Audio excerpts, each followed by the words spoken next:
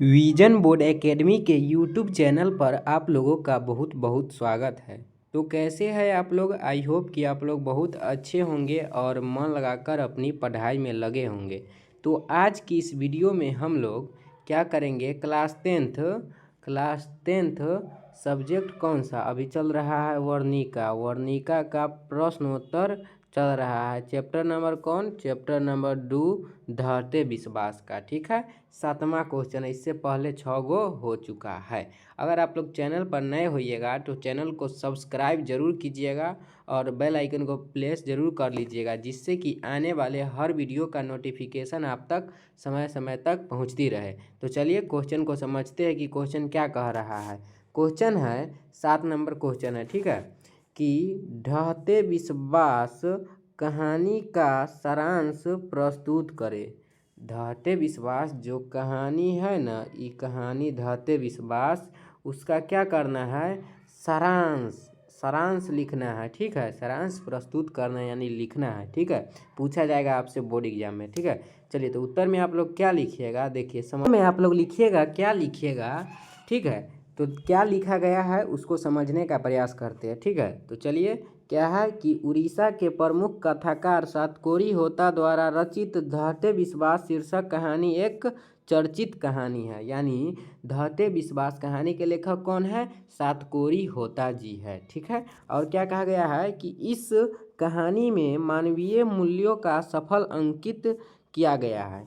इस कहानी में क्या किया गया है? मानव के मूल्य का अंकन किया गया है। ठीक है, वस्तुतः क्या है? वस्तुतः होता के कथा साहित्य, सातकोरी होता जी उसको कहेंगे कि कथा साहित्य में उड़ीसा के गहरी जीवन की आंतरिकता का उल्लेख मिलता है। जो सातकोरी होता जी है, इस चैप्टर को जो लिखे हैं, वो उसके जो कथा साहित्य उसमें क्या रहता है? गहरा उल्लेख रहता है। उड़ीसा के गहरी जीवन का उल्लेख रहता है।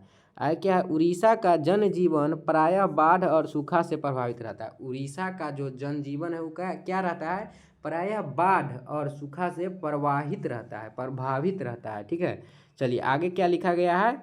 आगे है कि इस कहानी में बाढ़ से प्रभावित लोगों की जीवन शैली के साथ साथ एक माँ की वात्सल्यता का चित्रण मिलता है। इस कहानी में बाढ़ के साथ साथ क्या मिलता है? एक माँ की जीवन शैली, मतलब एक माँ कैसे अपना परिवार चलाती है, उस सब को दिखाया गया है।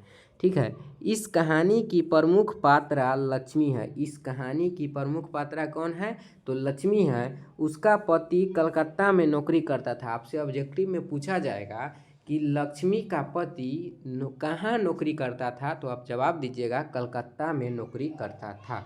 आगे क्या लिखा गया है? पति के पैसे से उनकी गृहस्थी नहीं चल पाती है। जो पति पैसा भेजते हैं कमा के, उससे उनकी क्या गृहस्थी नहीं चल पाती है। इसलिए वह तहसीलदार साहब के घर में काम कर अपना जीवन यापन करती है। इसलिए वह कहाँ काम करती है? आपसे पूछा जाएगा ऑब्जेक्टिव कि लक्ष्मी किसके यहाँ काम करती थी, तो तहसीलदार साहब के यहाँ काम करती थी। चलिए आगे क्या है? आगे है कि देवी नदी के तट पर बसा हुआ उसका गांव बाढ़ से हमेशा प्रभावित हो जाता है। इस पूछा जाएगा आपसे ऑब्जेक्टिव कि लक्ष्मी का घर किस नदी के तट पर बसा है, तो देवी नदी। इस वर्ष उसे सूखा के साथ साथ बाढ़ का भी प्रकोप सहना पड़ता है।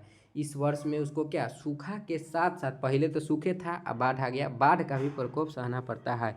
लगातार वर्षा होने के कारण नदी का बांध टूट जाता है। लगातार वर्षा होता है तो उससे क्या होता है? नदी का बांध टूट जाता है। बाढ़ की विकरालता क्या है? बाढ़ की विकरालता जनजीवन को निःशेष करने लगती है। ठीक है, लक्ष्मी अपनी संतान के साथ ऊंचे टीले की ओर दौड़ती है। ठीक है, ऊंचे की ओर दौड़ती है। देखते देखते पानी उसके गर्दन तक पहुंच जाता है। देखते ही देखते पानी क्या, लक्ष्मी के गर्दन तक पहुंच जाता है। किसी तरह वह बरगद के पेड़ पर आश्रय पाती है। वो किसी तरह से भी बरगद के पेड़ पर क्या आश्रय पाती है। उसका आत्मविश्वास ढहने लगता है। उसका आत्मविश्वास क्या ढहने लगता है? उसे लगता है कि मृत्यु अब समीप है। लक्ष्मी को क्या लगता है कि मृत्यु है ना अब समीप है। साड़ी के आधे भाग से वह अपने शरीर को बांध लेती है। कुछ देर के बाद ही वह अचेत हो जाती है। कुछ देर के बाद वह क्या हो जाती है? अचेत हो जाती है। और क्या है? चेतना आते ही वह अपने छोटे बच्चे को ढूंढने लगती है।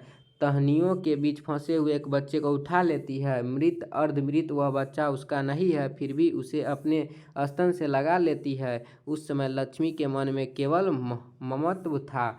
वस्तुतः इस कहानी के द्वारा लेखक मानवीय मूल्यों को उद्घाटित किया है। ठीक है, कैसा लगा आप लोगों को वीडियो? अगर अच्छा लगा हो तो लाइक ज़रूर कीजिएगा। धन्यवाद। मिलते हैं अगले क्वेश्चन के साथ। Thank you.